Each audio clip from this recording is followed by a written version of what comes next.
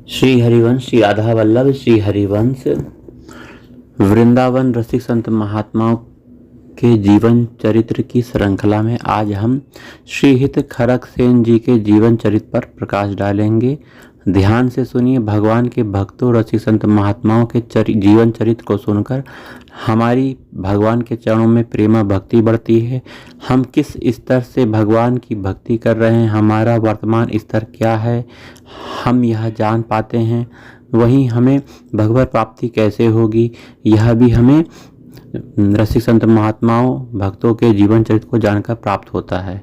तो हमें संत महात्माओं भक्तों के चरित्र को बार बार सुनना चाहिए और अपने जीवन को इसी मार्ग में, भगवत प्राप्ति के मार्ग में हमें बढ़ाना चाहिए। जय जय राधा वल्लभ श्री हरिवंश। श्री खरक सेन जी एक कायस्थ परिवार में जन्मे थे। खरक सेन जी का निवास स्थान ग्वालियर राज्य के अंतर्गत भानुगढ़ नामक एक उत्तम नगर में था। खरक सेन जी ग्वालियर नरेश श्री माधव सिंह जी के प्रधानमंत्री थे तथा उनके द्वारा दिए गए कार्यों को ये रुचि और निष्ठा पूरी ईमानदारी के साथ करते थे। खरक सेन जी के घर पर संतों का आना जाना भी लगा रहता था, जिससे इन्हें साधु संतों की सेवा करने का सौभाग्य प्राप्त होता था। घर पर ही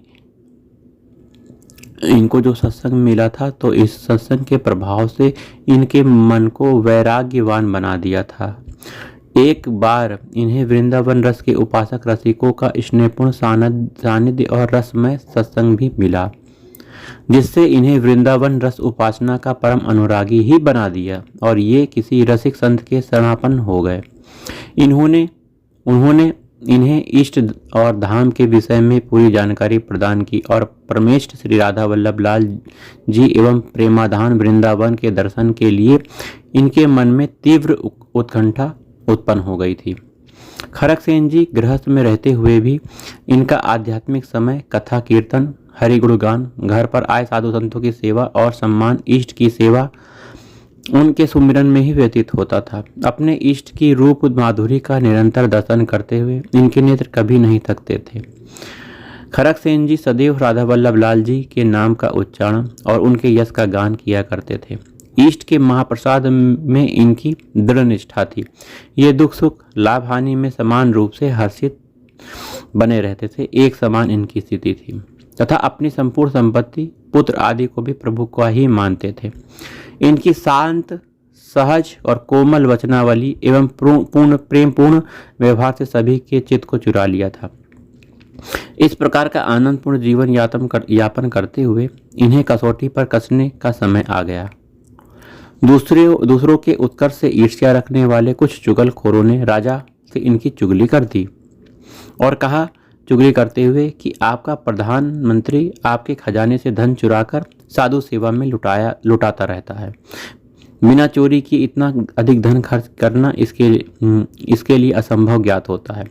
राजा को जब इस बात को पता लगा तो वो यह सुनकर बहक भी गया और उन्होंने खरक सेन जी को तुरंत बुलाया और उनके ऊपर 1 लाख रुपए का दंड सुनाते हुए कहा कि या तो जल्दी से जल्दी खजाने में जमा करो, नहीं तो मैं तुमको बहुत कड़ा दंड दूंगा। खरक सेन जी ने विनम्रता पूर्वक निवेदन किया, आपने जो हाथ उठा दिया है वही मैंने लिया है। आपके खजाने से मैंने 1 पैसा भी नहीं लिया।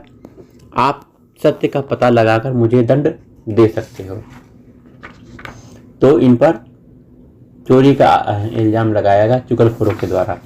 यह बात सुनकर राजा ने इन्हें बंदी गृह में डलवा दिया और इनका अन्न जल भी बंद करवा दिया।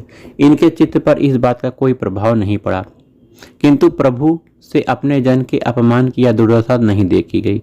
रात्रि के समय में सोने पर राजा को यमदूत दिखाई दिए, जिन्हें देखकर राजा बहुत भयभीत हो गया, किंतु यमदूत उसे पकड़कर अनेक प्रकार के कष्ट देने भी लग गए।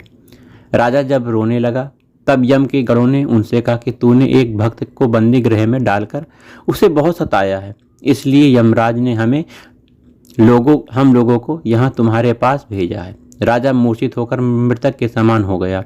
उसके शरीर में केवल श्वास ही चल रही थी। राजा की यह हालत देखकर चुगलखोरों को भी कष्ट हुआ यह सोचकर कि खड़गसेन जी को सताने के कारण ही राजा की यह हालत हुई है। वे लोग खड़गसेन जी के पास आए और चरणों में गिर गए, अनुनय विनय किया, इन्हें राजा के पास ले आए। खड़गसेन जी को देखते ही यमकेतु भाग गए और सभी ने देखा कि राजा के प्राण भी वापस आ गए। खड़गसेन जी के इस अद्भुत प्रभाव को देखकर राजा अत्यंत लज्जित हुआ। वह उठा और उनके चरण स्पर्श कर इनसे अपने अपराध के लिए क्षमा याचना करने लगा। साधु तो स्वभाव में दयालु होते हैं। खड़गसेन जी ने कहा कि मैंने अपराध ही क्या किया था, साधु सेवा कर यह मनुष्य देह सफल ही तो बनाया था।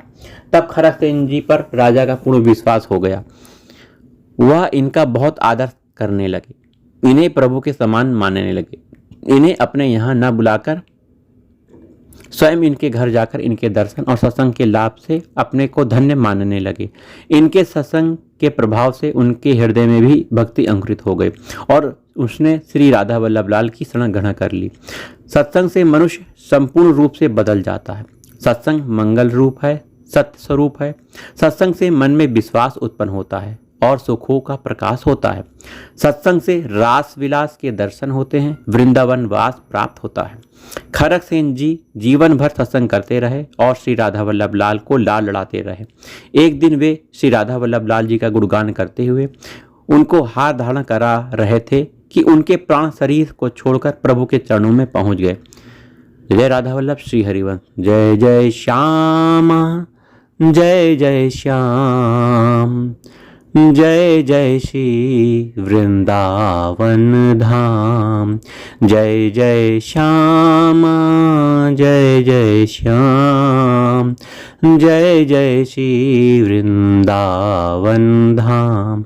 मेरी श्यामा मेरो श्याम, मेरी श्यामा मेरो श्याम, मेरो श्री वृंदावन धाम, मेरो श्री वृंदावन धाम।